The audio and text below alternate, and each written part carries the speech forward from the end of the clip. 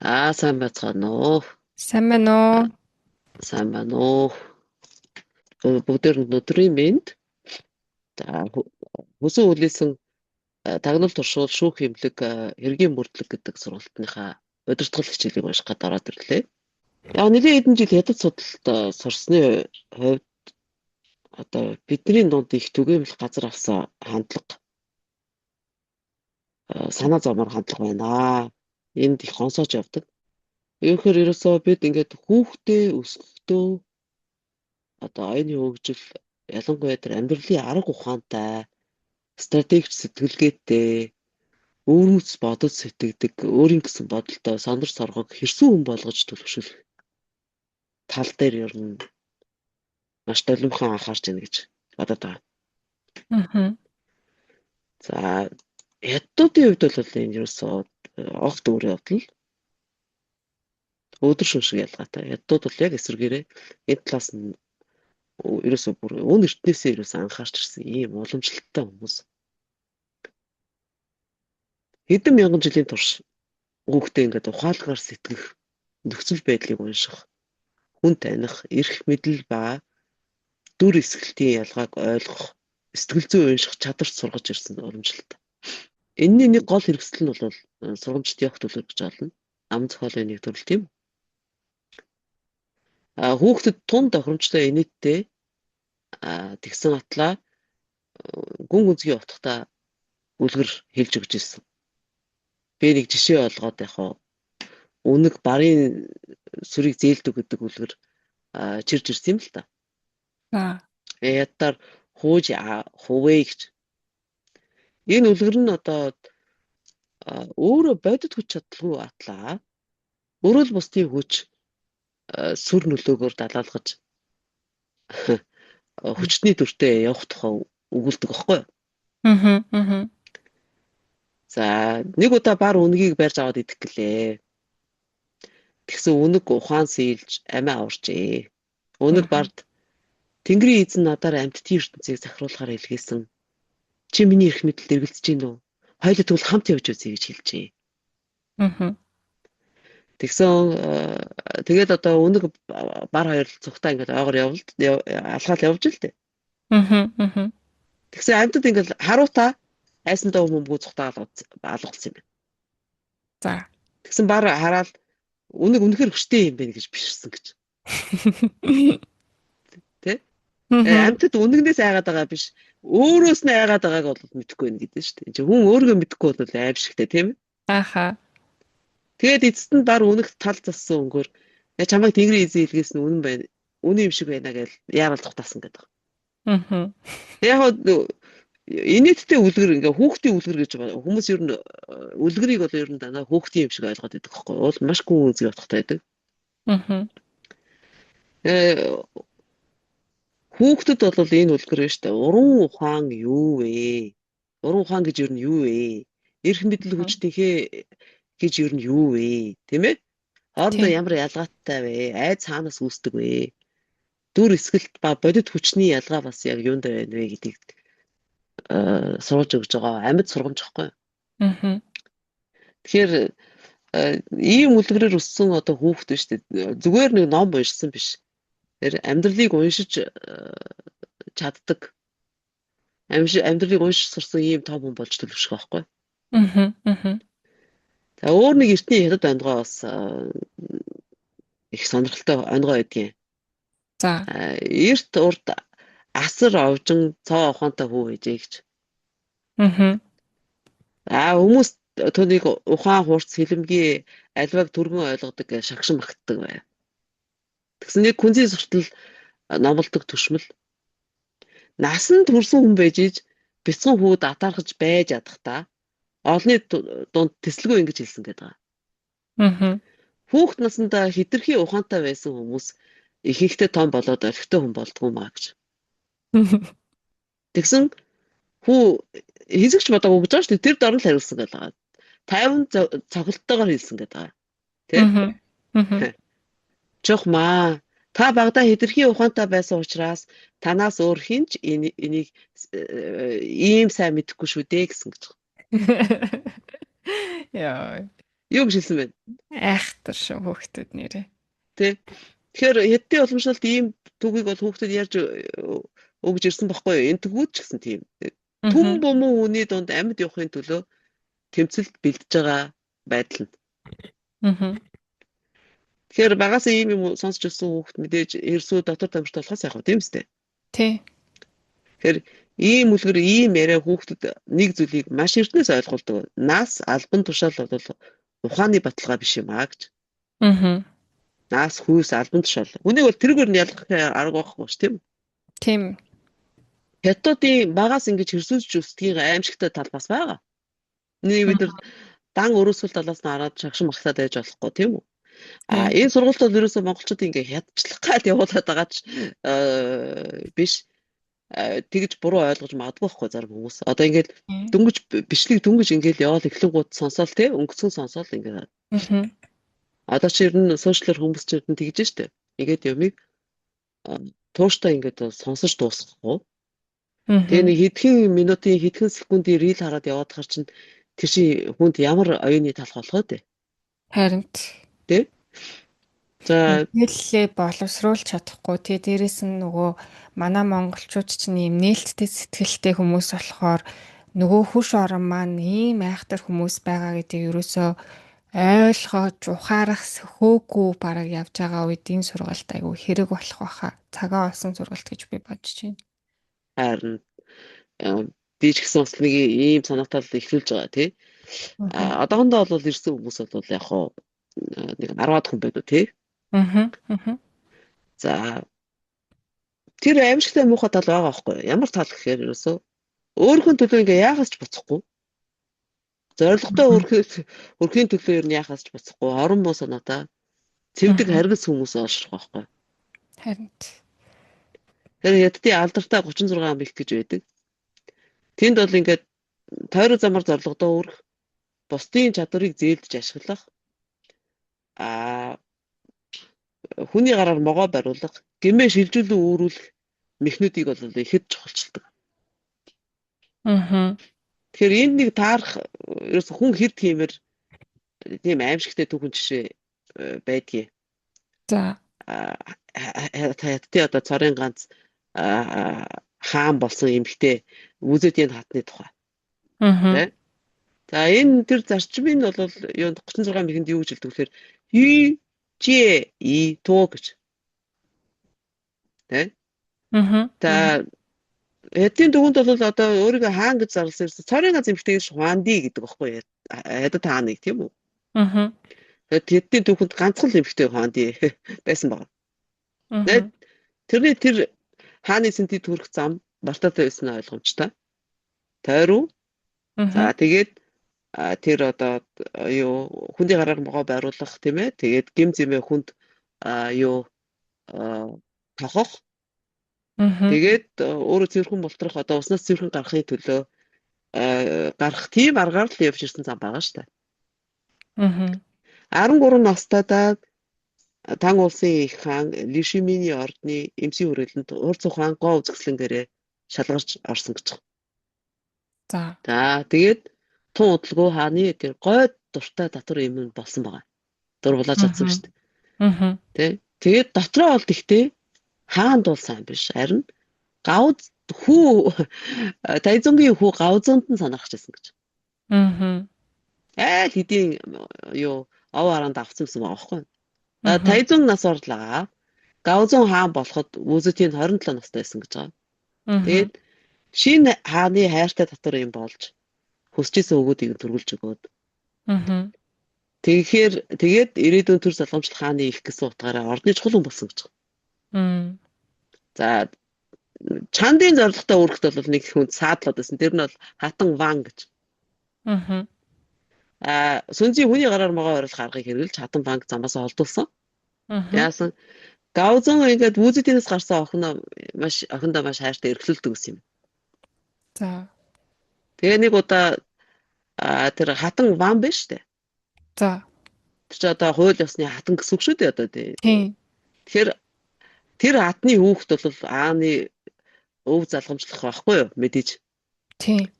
Тэгээ Үзэдийн өргөнд орж ирээд охиндоо тоглож хэсэг саатж жагаад явсан гэж байгаа тийм. Мгм. Тиймгүүд Музей тэнд явсныхан дараа төрсөн охиноо боомлж авсан. Йоо. Хоолойг нь боо алдсан байхгүй. Тэгээ хаан ирэхэд бол Музей тэнд юусэн ажиггүй өдөр эсгээл Мгм. сая ван хатан айлчилж ирээд явлаа гэлтгсэн. Мгм. Мгм. Тэгсэн Гаузуу нөгөө охиныхоо өрөөнд яваад орсон чинь өвчгсөн байсан гэдэг байгаа. Тэгээд Мгм. юусэн өөр ирэхгүй ван хатныг сэжиглээл Мгм. Мгм. сэтгэлэн тэр даруй хөрөөд харилцаагаа Мгм. таталсан гэдэг.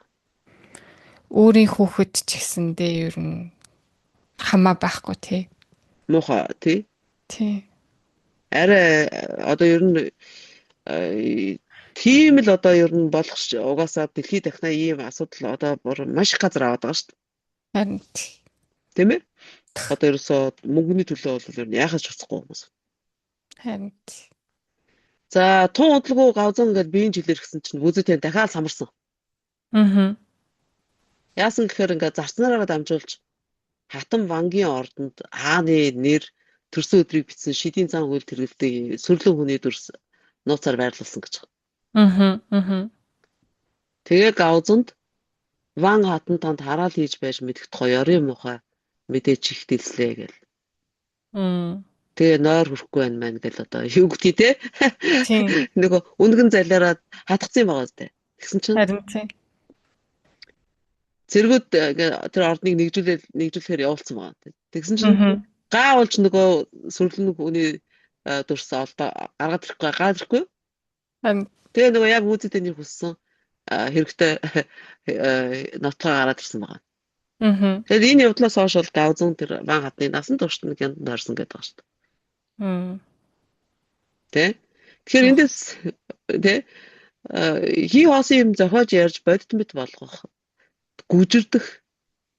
За тэгээд түүнээ тэр гүжирдлэгээд хуурамчаар нотлох нотгоо гаргаж ирэхэд ийм мих энд явж штэ. Энэний Тийм. аимшигтэй жишээ тийм үү? Тийм ээ. За Гаузун удалгүй ингээд хүнд цус харвал төр барих чадваргүй болоо. Мгм. Энгэн гут ерөөсөө энэ мөчтөл Музейтэй төрийн бүх хэргийг мэдлэлд авсан гэж. Мгм. Эзэн хаантай тэнцэх хэрэгтэй болсон. Нууц цагдаагийн байгууллага байгуулсан. Мгм. Одоо нөгөө Германы гестапо шиг л аахгүй юу? За. Тэгээд эсэргүүцэгчдийг илрүүлээл устгасан гэж. Тэр ийм айдсаар төрийг барьж эхэлсэн байгаа. Мгм. Тэгжиж хатан ам болж байгаа байхгүй. Тэгээд 690 онд албан ёсоор тан улсыг алж Жөө гүрнийг байгуулсан гэдэг байгаа. Тэгээ өөрийгөө эзэн хаан гэж зарласан. Мгм. Тэгээд нас усныхан дараа тан улс дахин сэргэн болсон л гэж байгаа юм л та. Мм. Жөө гэж яваагүй тийм үү те. Тэгтээ Музейтэй нь бол төрийг яаж тойрж авч болдгийг түүхэнд яруудаар үзүүлсэн байхгүй. Аха. Тэ? Харин Аимшигтай. юу Сүн хэрцгий тийм хэрцгий хэрцгий одоо бүр нөгөө хүүтэн цустай амтан шиг байна гэсэн үг шүү дээ. харин тий. Хэвлэр явах шиг. Сүнзийн дайдах урлаг хятадын алдартай 36 мехний үүднээс үзэх юм бол Музейтэй шууд дайраагүй, ил гараагүй, хэнийг ч буруутгаагүй, тийм ээ? Одоо Мгм. нөгөө юу илээ нэг юу илээ юу илээ нэг юм жижигхэн гүгэлтийг хүмүүс ийм нэг сонин жибрашка шиг нэг юм яваалаа шүү да. Лабубу. Оо Лабубу. яг нэг лабубу шиг царайлж лээсэн байгаа байхгүй юу? Тэ? Яа харин тийм Тэр чинь тийм наадууд чинь манай дүүнер их цоглуулдаг штэ. тий. Яа яа. Тэгээд тойроо замаар гитээд бусдын гараар могоо ойруулаад тэгээд өөрийнхөө гейм зэвийг хүнд тохоод Мм. тэгээ өөрөө цэвэрлсэн тийм үү? Тэгэхээр сүнзийн тэр зарчмуудтай яг тохирдог байхгүй юу? Мгм. Сүнзийн нэг ийм зарчим байгаа жишээлх юм бол ухаантан өөрөө цус асгаруулахгүй. Мгм. Тэр бусдын гараар ялалтад хүрдэгэ. Мм. Тэ? Тэгэхээр Музейтэй бол ерөөсө хүчээр бус тойроо мэхээр төрийг авчиж штэ. Тий. Тэгэхээр хамгийн аимшигтай зэвсэг бол аимшигтай зэвсэг нь бол илт бамбаа байсангүй тийм үү? Мгм. А? Тийм байг. Худах шидэн байсангүй. А Байг.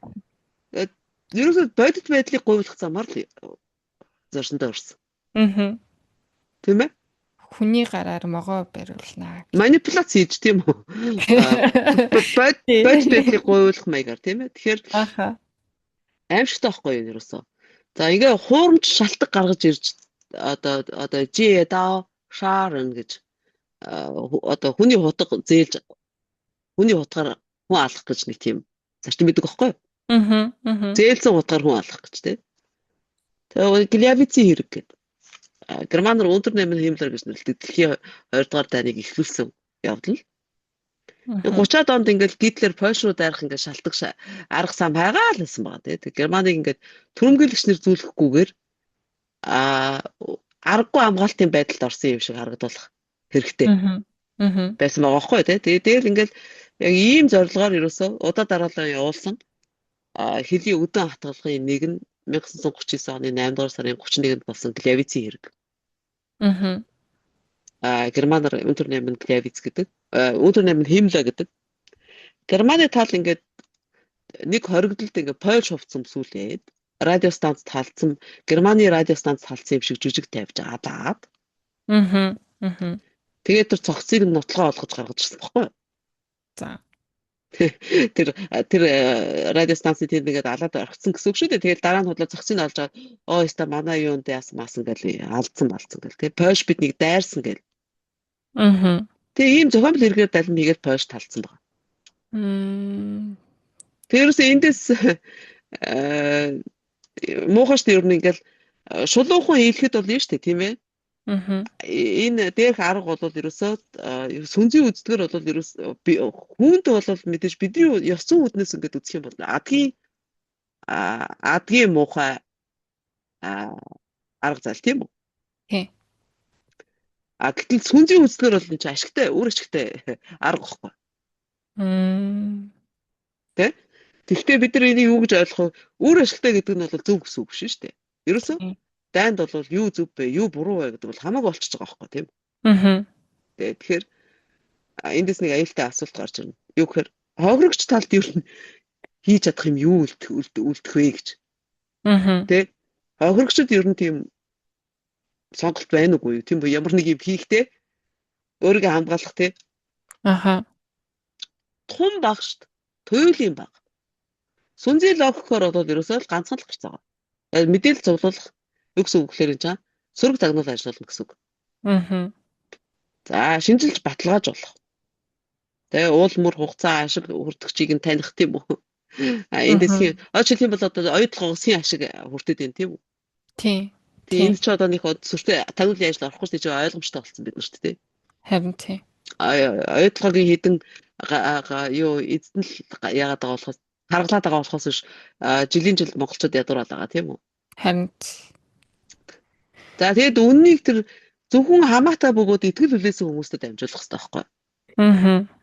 Гэтэл одоо бид нар яадаг вэ? Сошиалар бүх улс төрийн мэдээлэл нийтэд. Манад одоо төрийн нууц мууц гэдэг харин юу вэ? Шалахгүй бах тийм үү? Хар хайрцагны бодлого энтер гэж ч байхаа болсон бах уу? Хамаг юм маань нийлж штт. Ингээл одоо хувийнхаас ахуулаад хувьсгалны бүх бузар булаагаа эрүүл тэмцэл бүх юмудаа сошиалар дэлгэж тавьчихдаг. Харин. Тэгээ нэг харлуулахгаа улаарчдаг ерөөс. Тэгээд тэнд учраас хин хожих юм.